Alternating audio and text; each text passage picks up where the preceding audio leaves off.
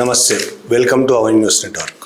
America Israel Iran మీద దాడి చేసి వాళ్ళకి దాదాపు 36 రోజులు అవుతుంది. యుద్ధం తీవ్రంగా నడుస్తూనే ఉంది. 2-3 రోజుల్లో అయిపోతుందని అమెరికా ఇజ్రాయెల్ ఊహించినాయి, కానీ ఆ యుద్ధం ఇంకా కొనసాగుతుంది. ఇజ్రాయెల్ అమెరికాలు తీవ్ర దాడి చేసినప్పటికీ ఇరాన్ ఎదుర్కొంటుంది.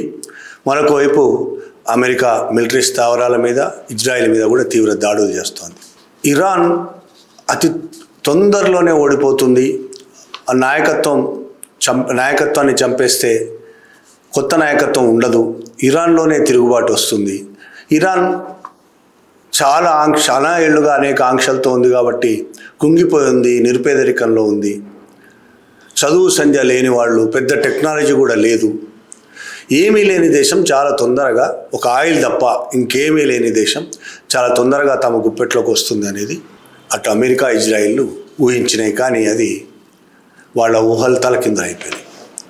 నిజానికి మనలాంటి వాళ్ళం, భారతదేశంలో ఉన్న వాళ్ళం కూడా ఇరాన్ గురించి చాలా తక్కువ అంచనా వేస్తుంటాం. అమెరికా గురించి, అమెరికా ఎంత గొప్పగా డెవలప్ అయింది టెక్నాలజీ విషయంలో, చదువు విషయంలో, మహిళల లిటరసీ విషయంలో కానీ, అమెరికా, ఇజ్రాయిల్ కానీ, లేకపోతే కెనడా, రకరకాల దేశాల గురించి చాలా గొప్పగా ఊహిస్తున్నాం. మన దేశంలో కూడా మన దేశ అభివృద్ధి గురించి మన కళ్ళ ముందు కనబడుతున్నాం. కానీ ఇరాన్ లాంటి దేశాల గురించి, ముఖ్యంగా ముస్లింల గురించి ఒక రకమైన అభిప్రాయాలు భారతదేశంలో ఇతర మతస్థులకు, ముఖ్యంగా హిందువులకు ఉండడం వల్ల వాళ్ళు మత అణిచివేతలో మగ్గిపోయి ఎటువంటి చదువు లేకుండా, నిరక్షరాస్యులుగా, టెక్నాలజీ లేకుండా పాతరాతి యుగంలో జీవిస్తున్నారు అనుకొని మనం మాట్లాడుతుంటాం. బురకాలు వేసుకొని తిరుగుతుంటారు. వాళ్ళకు చదువు సంధ్యలు ఉండవు, వాళ్ళని చదవనివ్వదు. పాలకులు షరియా చట్టం ప్రకారం పాలన చేసే పాలకులు. ఇటు ఆఫ్ఘనిస్తాన్లో మనం చూస్తున్నాం, వాళ్ళు కూడా షరియా చట్టాల ప్రకారం స్త్రీలకు చదువు లేకుండా ఎలా చేస్తున్నారో చూస్తున్నాం. చదువుకోవడానికి వీల్లేదు అక్కడ. అట్లనే ఇరాన్ కూడా ఆ విధంగానే ఉంటుందని మనం ఊహిస్తూ ఉంటాం. కాబట్టి చాలా ఈజీగా ఇరాన్ లొంగిపోతుందని అమెరికా ఇజ్రాయిల్ కూడా ఊహించినాయి, మనం ఊహించినట్టే. మన ఇరాన్ అనగానే ముఖ్యంగా ముస్లింల పట్ల, ముస్లిం మత ఆచారాలు, షరియా చట్టాల ప్రకారం పరిపాలన సాగించే చోట పరిపాలన చాలా దుర్మార్గంగా ఉంటుందని ఊహిస్తాం. నిజంగా కూడా కొంత మేరకు అణిచివేత ఉంటుంది, మత అణిచివేత ఉంటుంది.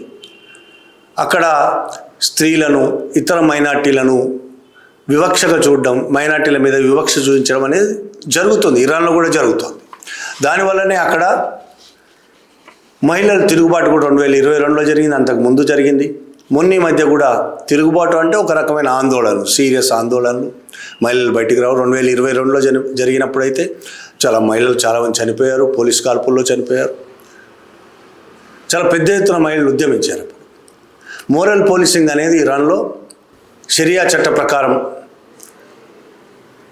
ప్రవర్తించకపోతే, అంటే హిజబ్ ధరించకపోతే, అక్కడ బురకా కంపల్సరీ కాదు, హిజబ్ కంపల్సరీ. హిజబ్ ధరించకుండా రోడ్ల మీద తిరిగితే తీవ్రమైన శిక్షలు ఉంటాయి. అలాగే చాలా ఉన్నాయి అందులో సంబంధాలు. మన దగ్గర స్త్రీ పురుష సంబంధాల విషయంలో కోర్టులు, చట్టాలు ఒక రకంగా ఆలోచిస్తే అక్కడ ఇంకో రకం, ఇట్లా చాలా ఉన్నాయి. దీనివల్ల మనం ఇరాన్ చాలా వెనుకబడిన దేశంగా భావిస్తూ ఉంటాం. అయితే మన దిగ్భ్రాంతి కలిగించే విషయాలను మనం ఇవాళ చూడబోతున్నాం. ఇరాన్ మనం అనుకున్నంత అంత కాదు, మనకంటే కొన్ని విషయాల్లో చాలా ముందంజలో ఉన్న విషయం మనకు అర్థమవుతుంది. ముందు ఈ విషయం మీద ఇరాన్ చరిత్రను చాలా కాలంగా చదువుతూ పరిశోధిస్తూ వస్తున్నా. ఇరాన్కు సంబంధించిన ఇక్కడి నుంచి, ఇండియా నుంచి ఇరాన్ వెళ్ళి ఉద్యోగాలు చేస్తూ, లేకపోతే ఇంకో రకంగా అక్కడ ఉండి వచ్చిన చాలామందితో మాట్లాడుతూ, అలాగే ప్రపంచ పరిస్థితులను మొత్తం ఎప్పటికప్పుడు పరిశోధన చేస్తూ, విశ్లేషిస్తూ ఉన్న, మిలిటరీలో పనిచేసిన, మేజర్ జనరల్గా పనిచేసిన యశ్పాల్ సింగ్ మోర్ అనే అధికారి ఇప్పుడు రిటైర్ అయిపోయారు. అతను ఏం మాట్లాడాడో మనం తెలుసుకోవాల్సింది. అతను ఏమో ఆషామాషిగా మిలిటరీ అధికారి కాలేదు.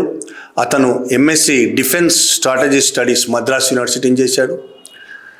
Masters in defence studies Dhaka university నుంచి చేశాడు. ఇంకా ఆశ్చర్యకరం ఏంటంటే మన ఉస్మానియా యూనివర్సిటీ నుంచి కూడా ఎంఫిల్ అండ్ పిహెచ్డి చేశాడు ఆయన. PhD in nuclear strategy and డాక్ట్రిన్లో ఆయన ఇక్కడ పిహెచ్డి చేశాడు, ఇక్కడ ఎంఫిల్ కూడా చేశాడు. నేసా సెంటర్ వాషింగ్టన్ డీసీలో near east south Asia for strategic స్టడీస్లో చదువుకున్నాడు ఆయన. చాలా నాలెడ్జ్ ఉన్నవాడు, పరిశోధన ఉన్నవాడు. రిటైర్ అయిన తర్వాత కూడా ఆయన వ్యక్తిత్వ వికాసం ఉపన్యాసాలు ఇస్తుంటాడు. చాలా చాలా విధాలుగా ఆయన దేశానికి సంబంధించి ఒక రకమైన సేవలు చేస్తుంటాడు. ఆయన అంటే యశ్పాల్ మోర్ అని కూడా అంటారు అతన్ని. అతను ఏం మాట్లాడాడో ఒక్కసారి వినండి. सैंक्शंस लगने के बाद 40 साल से सैंक्शन है, तब भी ईरान का वर्ल्ड में चौथा रैंक है आईक्यू लेवल में. और इस देश में 99% फीमेल लिटरेसी है, 99%, और 80%, 94% ओवरऑल लिटरेसी है, मतलब पढ़ाई लिखाई है वहां पर बहुत. और इस देश में 80% इस देश की पॉपुलेशन मास्टर्स और पीएचडी डिग्री होल्डर है. तो ये देश साइंटिस्ट का देश भी है, स्पोर्ट्स पीपल का देश भी है, और इनोवेशन का देश भी है, और फाइटिंग स्पिरिट तो खैर इनके पास भरपूर मात्रा है. అతని మాట్లాడిన మాటలే కాకుండా మనం చాలా విషయాల్ని చదువు విషయంలో, ఫిమేల్ లిటరసీ విషయంలో, విద్య కాకుండా వైద్యం విషయంలో ఎలా ఉంది, ఐక్యూ ఎలా ఉంది, టెక్నాలజీ ఎలా ఉంది, ఈ విషయాలన్నిటి కూడా మనం తెలుసుకోవాల్సిన అవసరం ఉంది. ఈ చెప్పిన విషయాలను నిజమా అబద్ధమా అనేది మీరు చెక్ చేసుకోవచ్చు. ఎవరో ఇరాన్ వాళ్ళు, ఇరాన్ను అభిమానించేవాళ్ళు, లేకపోతే అమెరికాను వ్యతిరేకించేవాళ్ళు చెప్పిందే కాకుండా అమెరికాకే చెందిన, ఇప్పుడు మనం వాడుతున్న ఏ టెక్నాలజీ మొత్తం అమెరికాకు చెందిందే కదా. గూగుల్ కావచ్చు, గ్రోక్ కావచ్చు, జెమినీ ఏఐ కావచ్చు, రకరకాలు ఇవన్నీ. వీటిలో ఒక్కసారి సెర్చ్ చేసి చూడండి, వీటిని అడిగి చూడండి, ఇరాన్ పరిస్థితి మీకు అర్థమవుతుంది. ఇప్పటి వరకు మనకు వస్తున్న వార్తలు వెస్ట్రన్ మీడియా ప్రచారం చేస్తున్న వార్తలు. మనకు ప్రధానంగా ప్రపంచ సంబంధించిన సమాచారం అంటే మనకున్నది వెస్ట్రన్ మీడియా ప్రచారం చేసే సమాచారమే. ఎట్లయితే భారతదేశంలో గోధి మీడియా ప్రచారం చేసే సమాచారమే మనం నిజం అనుకొని నడుస్తుంటామో, నిజం అనుకుంటామో, అట్లనే ప్రపంచ సమాచారాన్ని కూడా మనం వెస్ట్రన్ మీడియా చెప్పిందే 100% నిజం అనుకుంటాం. అది తప్ప మన దగ్గర వేరే సమాచారం లేని పరిస్థితి ఇంతకాలం. ఇప్పుడు ఏఐ వచ్చి సెర్చ్ ఇంజిన్స్ చాలా వచ్చిన తర్వాత కొంతమేర మనకు ఇన్ఫర్మేషన్ తెలుస్తుంది. ఇప్పటివరకు అమెరికా, యూరప్ చేస్తున్న ప్రచారమే ఇరాన్ మీద కావచ్చు, నార్త్ కొరియా మీద కావచ్చు, చైనా మీద కావచ్చు, ఇలా కొన్ని దేశాల మీద, వాటికి శత్రువులైన దేశాల మీద ఈ దేశాలు అమెరికా, ఇజ్రాయిల్, యూరప్ చేస్తున్న ప్రచారం మాత్రమే నిజం అనుకుంటున్నాం. ఆ ప్రచారం మన బుర్రలోకి నిండిపోయింది. మనం కొత్తగా ఆలోచించలేని పరిస్థితి ఆ మీడియా కల్పించింది మనకు. మన పాలకులు కూడా యూరప్, అమెరికాలకే మద్దతుగా నిలబడడం వల్ల మన దేశంలో అదే సమాచారం వస్తుంది. కానీ అంతకు మించి ఏం జరుగుతుందో తెలుసుకోవాల్సిన అవసరం మనకున్నది. ఇరాన్ ఇంత యుద్ధంలో కూడా ఎలా నిలబడ్డది? 36 రోజులు, 37 రోజులు అవుతున్నా కూడా ఇంత ధైర్యంగా ఎలా నిలబడింది? ధైర్యం అంటే సరే, దానికి చారిత్రకంగా వచ్చింది. లొంగిపోవడం అనేది దాని చరిత్రలో లేదు. ఇరాన్ ఎప్పుడు లొంగిపోవడం, చనిపోయినా పర్వాలేదు కానీ లొంగిపోవనే పద్ధతిలో అది పోరాడుతుంది. ఇరాన్ ప్రజలు అట్లాంటి వాళ్ళ సంస్కృతి అట్లాంటిది. కానీ టెక్నాలజీ విషయంలో, చదువు విషయంలో, మిగతా అన్ని విషయాల్లో, సైన్స్ ఇలాంటి విషయాల్లో అది ఎంతగా అభివృద్ధి చెందిందో మనం తెలుసుకోకపోతే, మనం పైన ఏదో వాట్సాప్ ప్రచారాలకు మన బుర్రను అక్కడ పెట్టేసి వాట్సాప్ ప్రచారాలు నిజమని నమ్మితే మన జ్ఞానం, అర్ధసత్యాలు మన బుర్రలో నిండుతుంది. జ్ఞానం లేని వాళ్ళం అయిపోతాం.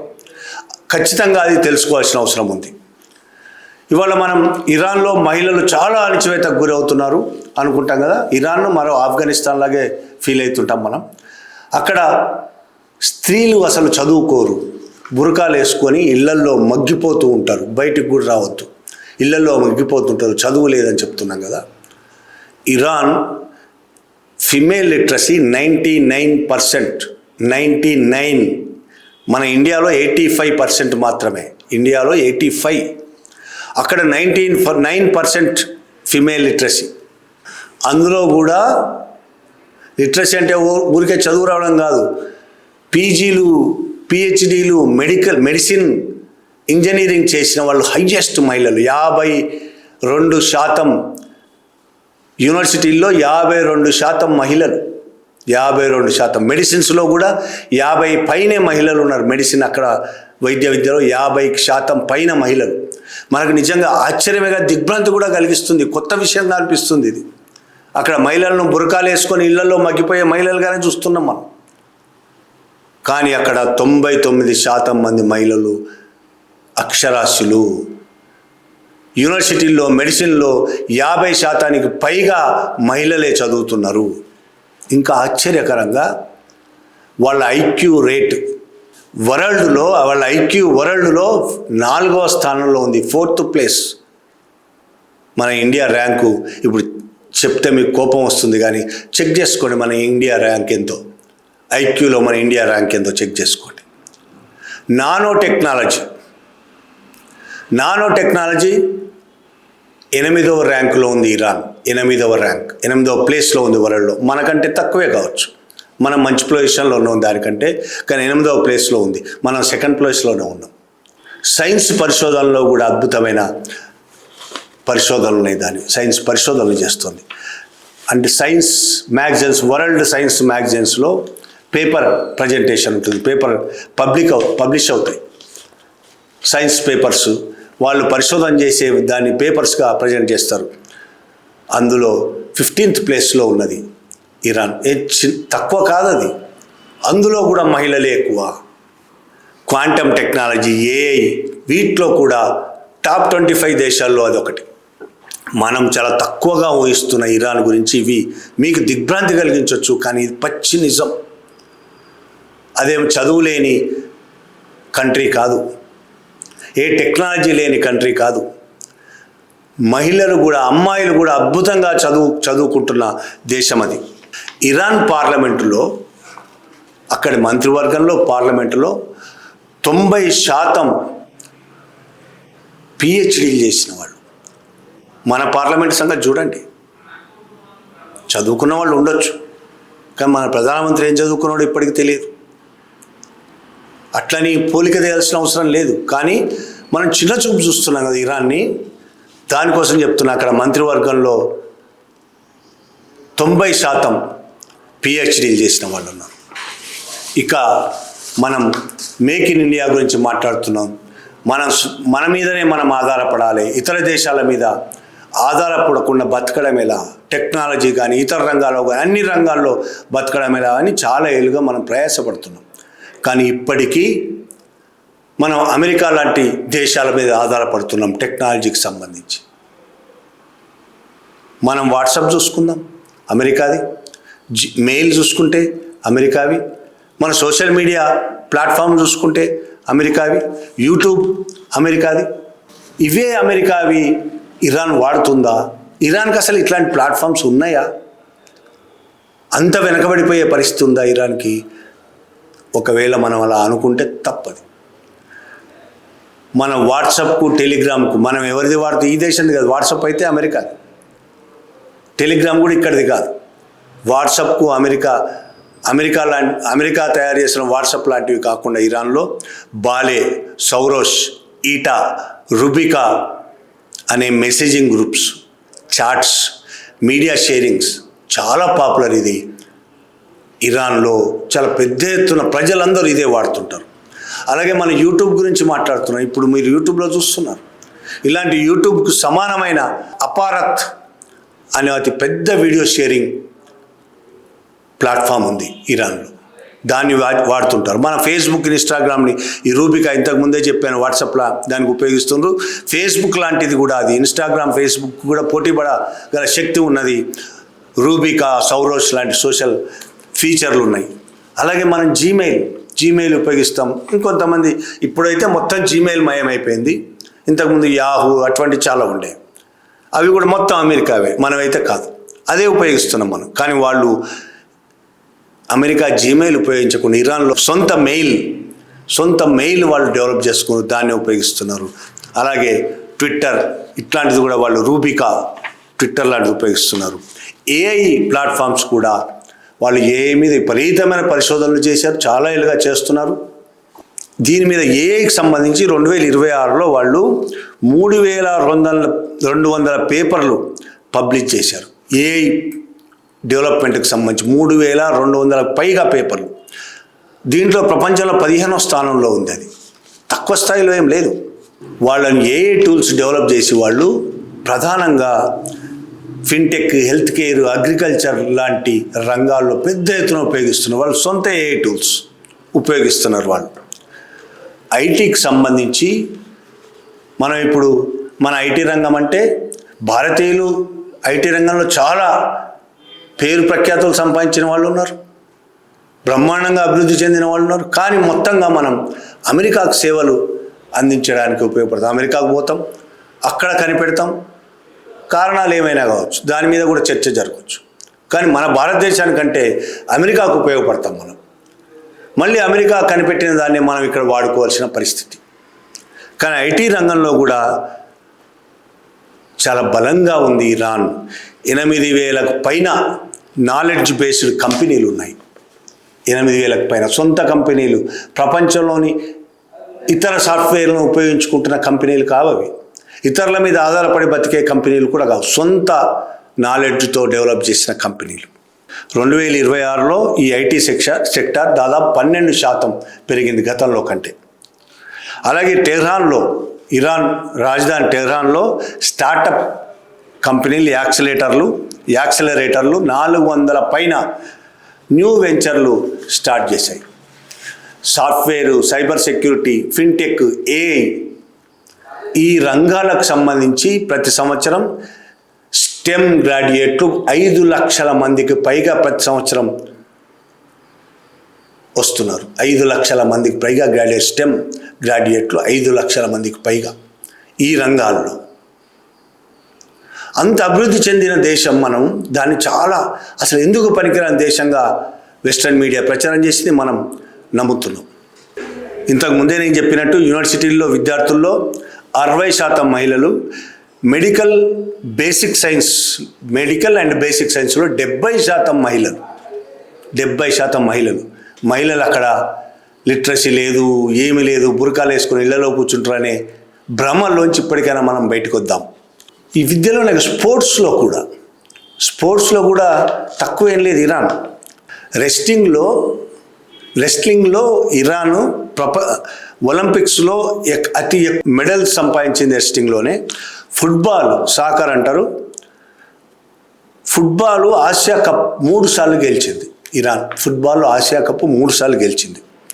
Weight lifting, taekwondo, volleyball, football 18 సార్లు ఆసియన్ ఛాంపియన్ ఇరాన్. ఒలింపిక్ రికార్డులు ఉన్నాయి ఇరాన్. ప్యారిస్ 2024 ప్యారిస్ ఒలింపిక్లో 12 మెడల్స్, అందులో 3 గోల్డ్ మెడల్స్ సంపాదించింది. ఇందులో ఎక్కువగా రెస్లింగ్, వెయిట్ లిఫ్టింగ్లోనే ఉన్నాయి. ఇది ఇరాన్ పరిస్థితి, అంటే స్పోర్ట్స్లో కూడా. ఇక ఆరోగ్య పరిస్థితి కూడా మనం ఒక్కసారి చూస్తే పబ్లిక్ హెల్త్ కేర్ సిస్టమ్ అనేది ఎంత అద్భుతంగా పనిచేస్తుందంటే ప్రతి 1000 మంది ప్రజలకు 1.8 డాక్టర్లు ఉన్నారు, దాదాపు 2కు దగ్గరలో. వరల్డ్ హెల్త్ ఆర్గనైజేషన్ సూచించిన కనీసం ఒకళ్ళు ఉండాలి, 1000 మందికి ఒక డాక్టర్ ఉండాలి అనేది వరల్డ్ హెల్త్ ఆర్గనైజేషన్ WHO సూచిస్తున్నది. దానికంటే ఎక్కువ ఉన్నారు ఇరాన్లో. 1.8 1000 మందికి ఒకరికంటే ఎక్కువ ఉన్నారు ఇరాన్లో. అదే ఇండియాలో 0.7, అంటే 1000 మందికి ఒకళ్ళు కూడా లేరు. అంటే ఇప్పుడు వైద్య రంగంలో ఎవరు ముందున్నట్టు మనం అర్థం చేసుకోవాలి. అలాగే మిలిటరీలో ఇది అతిపెద్ద మిలిటరీ, దాదాపు 6 లక్షల పైన యాక్టివ్ మిలిటరీ ఉంటుంది. డ్రోన్స్, మిస్సైల్స్లు కూడా ప్రపంచంలో చాలా ప్రఖ్యాతిగాంచింది. డ్రోన్స్కు, మిస్సైల్స్కి మధ్య మనం ఇజ్రాయెల్ మీద, ఇలా ఇతర అరబ్ దేశాల్లోని అమెరికా మిలిటరీ బేస్ల మీద అది ప్రయోగిస్తున్న మిస్సైల్ చూస్తే మనకు అర్థం అవుతుంది. వ్యవసాయం కూడా అద్భుతమైన వ్యవసాయం, అందులో ఏ టెక్నాలజీ కూడా ఈ మధ్య పెద్ద ఎత్తున వాడుతోంది. ఫ్రూట్స్, నట్స్, సిరియల్స్, ఇది జీడిపిలో 7% వ్యవసాయం అక్కడ. కల్చర్ సొసైటీ కూడా కొన్ని వేల ఏళ్ళు, దాదాపు వాళ్ళ మిలిటరీ అధికారులు మొన్న మాట్లాడినట్టు 6000 ఏళ్ల పురాతన చరిత్ర వాళ్ళది సంస్కృతి వాళ్ళది. అందులో మంచి ఉండొచ్చు, చెడు ఉండొచ్చు, ప్రజలకు ఉపయోగపడేది ఉండొచ్చు, ఉపయోగపడనిది ఉండొచ్చు, ప్రజలకు వ్యతిరేకంగా ఉన్నది ఉండొచ్చు. కానీ వాళ్ళు ఎన్ని ఉన్నా అనేక యుద్ధాలు ఎదుర్కొన్నారు ఇప్పటివరకు. వాళ్ళ జీవితం అంతా యుద్ధాలతోనే గడిచిపోయింది. అమెరికా చేతుల్లో ఉన్నంత వరకు యుద్ధాలు లేవు, కానీ అమెరికా దోపిడీ ఫలితంగా జరిగింది 1979 వరకు. 79 తర్వాత మతరాజ్యం అయిపోయింది. అది మతరాజ్యం వచ్చిన తర్వాత ఇక యుద్ధాలు నడుస్తూనే ఉన్నాయి. అమెరికాకు వ్యతిరేకంగా నిలబడ్డది. అమెరికాకు మద్దతునిచ్చే అమెరికా చేలాలైన శిష్యులైన వాళ్ళందరూ దాని మీద రకరకాల యుద్ధాలు చేశారు. అమెరికా మద్దతు ఇచ్చింది.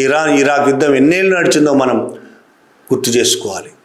ఆ యుద్ధాల్లో చాలా దెబ్బతిన్నది ఇరాన్, ఆర్థికంగా చాలా దెబ్బతిన్నది. అయినా మళ్ళీ పుంజుకుంటూనే ఉన్నది. అమెరికా సద్దాం హుస్సేన్ని బందీగా పట్టుకొని ఉరేసిన తర్వాత నుంచి ఇరాన్ మరింత జాగ్రత్తగా తన బలాలు పెంచుకుంటూ వస్తున్నది. అన్ని రంగాల్లో తన బలాలు పెంచుకుంటూ, ఆయుధ రంగంలోనే కాదు, ఆయుధాలు ఒకటే కాదు, మిగతా అన్ని రంగాల్లో కూడా తన బలాలు పెంచుకుంటూ వస్తుంది. స్వయంగా ఎదగడానికి చాలా తీవ్రంగా ప్రయత్నిస్తున్నది. చాలా ఏళ్లుగా ఇరాన్, ఇజ్రాయిల్ దేశాలు దాని మీద ఆంక్షలు విధించినాయి. ఆ ఆంక్షల వల్ల ఇరాన్ ఒంటరి అయిపోయింది. ఇప్పుడు క్యూబా కూడా అదే పరిస్థితి వచ్చింది. క్యూబా దారుణమైన పరిస్థితిలో ఆకలితో కూడా చచ్చిపోయే పరిస్థితి వస్తున్నది ప్రజలు. ఇరాన్ను కూడా ఆ పరిస్థితికి తీసుకొచ్చింది. ఇరాన్ చాలా ఏళ్ళు, 1 ఏళ్ళు 2 ఏళ్ళు 10 ఏళ్ళు కాదు, కొన్ని ఏళ్ళు, చాలా ఏళ్ళుగా పరిస్థితి వస్తుంది. దాని నుంచి, ఇరాన్ నుంచి ఆయిల్ కొనుక్కునే మనం కూడా అమెరికా చెప్పడంతోనే అక్కడ ఆయిల్ కొనుక్కోవడం ఆపేసాం. 2019లో ఆయిల్ కొనడం బంద్ చేసాం.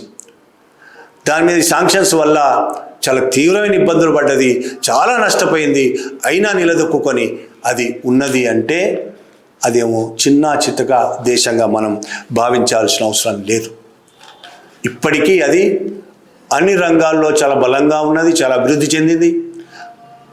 వేరే రకంగా మనమేదో చాలామంది వాట్సాప్ యూనివర్సిటీలు ప్రచారం చేసినట్టు, ఊహించుకుంటున్నట్టు అది ఆధునికతకు చాలా దూరంగా రాతియుగంలో లేదు. చాలా ఆధునికంగా ఉంది. టెక్నాలజీలో ఆధునికంగా ఉంది, విద్యలో ఆధునికం, వైద్యంలో ఆధునికం, ఆధునికమైన వైద్యం, వ్యవసాయంలో ఆధునికం, ఉపయోగిస్తున్నది వ్యవసాయంలో, అన్ని రంగాల్లో చాలా ఆధునికంగా ఉన్నది. కానీ మతం విషయంలో అది ఎంచుకున్న దారి ఆ దేశాన్ని చాలా తీవ్రమైన ఇబ్బందులకు నెడుతున్నది. ఆ దేశ ప్రజలని చాలా ఇబ్బందుల్లోకి నెడుతున్నది అనేది వాస్తవం. మిగతా విషయాల్లో చాలా అద్భుతంగా ఉన్నప్పటికీ తన షరియా చట్టం చాలామందికి నచ్చకపోవచ్చు, కొంతమందికి షరియా చట్టమే ఇష్టం కావచ్చు. కానీ వాస్తవం ఏంటంటే ఆ షరియా చట్టం పేరుతో అక్కడ అవలంబిస్తున్న విధానాలు, మహిళల మీద వివక్ష ఉన్నది. అయినా వాళ్ళు 99% అక్షరాస్యులయ్యారు. మహిళల మీద వివక్ష ఉంది, మైనార్టీల మీద వివక్ష ఉంది, మైనార్టీల మీద దాడులు ఉన్నాయి. ఇప్పటికీ హిజబ్ లేకుండా బయట తిరిగితే చాలా తీవ్రమైన చర్యలు తీసుకునే చట్టాలు ఉన్నాయి. 2020 వరకు మోరల్ పోలీసులు ఆ చట్టాలకు వ్యతిరేకంగా ఉన్న ఎవరైనా, హిజబ్ లేకుండా బయట తిరిగిన ఎవరినైనా సరే చాలా తీవ్రంగా శిక్షించే పరిస్థితి ఉండేది. మహిళలను చాలా దుర్మార్గంగా ప్రవర్తించేవాళ్ళు మహిళల పట్ల. అలాంటి మహిళల పట్ల కొద్ది స్వేచ్ఛగా ఉండాలని ప్రయత్నించే మహిళల పట్ల దుర్మార్గంగా ప్రవర్తించారు. 22లో తీవ్రమైన ఆందోళన రావడంతో తర్వాత కొంత తగ్గింది, మోరల్ పోలీసింగ్ వెనక్కిపోయింది. కానీ చట్టం అలాగే ఉంది. ఇప్పటికీ అనేక పట్టణాల్లో, సిటీల్లో హిజబ్ లేకుండా తిరిగే వాళ్ళు చాలామంది ఉన్నారు, తిరుగుతున్నారు. ఇప్పటికీ హిజబ్ లేకుండా తిరుగుతున్నారు, బురకాలు లేకుండా. బురకా కంపల్సరీ కాదు అక్కడ, హిజబ్ కంపల్సరీ. హిజబ్ లేకుండా తిరుగుతున్న వాళ్ళు చాలామంది ఉన్నారు పట్టణాల్లో. కానీ చట్టం అలాగే ఉంది. గ్రామాల్లో ఇప్పటికీ హిజబ్ లేకుండా తిరిగే వాళ్ళ మీద వ్యతిరేకత, దాడులు జరుగుతూనే ఉన్నాయి. పట్టణాల్లో ఇంకంత లేదు. 22 తర్వాత కొంత తగ్గింది. అయినా షరియత్ చట్ట ప్రకారం దారుణమైన శిక్షలు, చిన్న చిన్న వాటికి దారుణమైన శిక్షలు. దీనివల్ల కూడా అక్కడ వ్యక్తి స్వేచ్ఛ, ప్రజలకు స్వాతంత్రాలు లేకుండా పోయినాయి అనేది ఒక వాస్తవం. ఇప్పటికీ చాలా చోట్ల హిజబ్ ధరించకపోతే ఇతర చిన్న చిన్న నేరాలు చేసిన జరిమానాలు, బిజినెస్లు మూసేయించడాలు ఇట్లా చాలా ఉన్నాయి. వివాహము, విడాకులు ఇటువంటి విషయాల్లో, సంతాన పాలన, వారసత్వం వంటి విషయాల్లో చాలా సీరియస్గా ఉంటారు వాళ్ళు. విడాకులు అనేది అసలు స్త్రీలకు విడాకులు తీసుకోవాలని స్త్రీ అనుకుంటే అత్యంత కఠినమైన విధానాలు ఉంటాయి అక్కడ. పురుషుడు విడాకులు తీసుకోవడం చాలా ఈజీ. స్త్రీ విడాకులు తీసుకోవడం, దుర్మార్గుడైన భర్త అయినా సరే విడాకులు తీసుకోవడం చాలా కఠినమైన నిబంధనలు ఉంటాయి. వ్యక్తిగత స్వేచ్ఛకు చాలా ఇబ్బందులు ఉన్నాయి. అలాగే మత మైనార్టీలు చాలా అణిచివేత, సున్నీ ముస్లింల పట్ల యార్సాన్, గోనాబాది, దార్వీషులు, జూయిస్ ఇటువంటి వాళ్ళు చాలా వివక్ష ఎదుర్కొంటారు, మత వివక్షలు. అంతేకాకుండా ఇతర జాతులు, కుర్దులు, బలోచ్లు, అరబులు, అజేరి తుర్క్ వంటి ఎథ్నిక్ గ్రూపులు కూడా చాలా వివక్ష ఎదుర్కొంటున్నాయి. అక్కడ వివక్ష ఉంది, అణిచివేత ఉంది, స్త్రీల పట్ల వివక్ష ఉంది, మైనార్టీల పట్ల వివక్ష ఉంది, అణిచివేత ఉంది. ఇవన్నీ ఉన్నప్పటికీ అది చదువు విషయంలో స్త్రీలు చాలా ముందంజలో ఉన్నారు. అద్భుతమైన ప్రావీణ్యం సంపాదిస్తున్నారు. చాలా అభివృద్ధి సాధించారు స్త్రీలు కూడా. అనేక మంది సైంటిస్టులు స్త్రీలు ఉన్నారు అక్కడ. డాక్టర్లు, అనేక మంది డాక్టర్లు స్త్రీలు, చాలా అద్భుతమైన ప్రొఫెషన్స్లో అక్కడ స్త్రీలు కూడా ఉన్నారు. అలాగే ఆయుధాలు తయారు చేసే దాంట్లో కూడా స్త్రీలు ఉన్నారు అక్కడ. అలాగే టెక్నాలజీ అభివృద్ధి చెందింది, ఏఐ టెక్నాలజీ అభివృద్ధి చెందింది. అనేక సోషల్ మీడియా ప్లాట్ఫామ్స్ అభివృద్ధి చెందారు. రకరకాల అన్నీ సొంతంగానే అభివృద్ధి చేసుకున్నారు. ఏది ఇతరుల మీద ఆధారపడకుండా సొంతంగా అభివృద్ధి చేసుకొని, ఊరికే సొంతంగా అభివృద్ధి చేసుకొని వాళ్ళు బతకడమే కాదు, ఇవాళ అతి బలమైన దేశం, ప్రపంచంలోనే నెంబర్ 1 దేశంగా ప్రపంచ ఆధిపత్యం చెలాయిస్తున్న దేశంగా ఉన్న అమెరికాను ఎదిరిస్తూ 37 రోజులు నిలబడ్డారు వాళ్ళు. ఇజ్రాయిల్ లాంటి టెక్నాలజీ, అద్భుతమైన ఆయుధాలు, అద్భుతమైన సమాచార సేకరణ, మొసాద్ లాంటి గూఢాచార సంస్థ ఉన్న ఇజ్రాయిల్ని ఎదిరించి కూడా 36-37 రోజులు వాళ్ళు నిలబడ్డారు యుద్ధంలో. ఇంకా నిలబడతారు. వాళ్ళు లొంగిపోయే ప్రసక్తి లేదు. వాళ్ళు అద్భుతంగా అభివృద్ధి చెంది ఉన్నారు.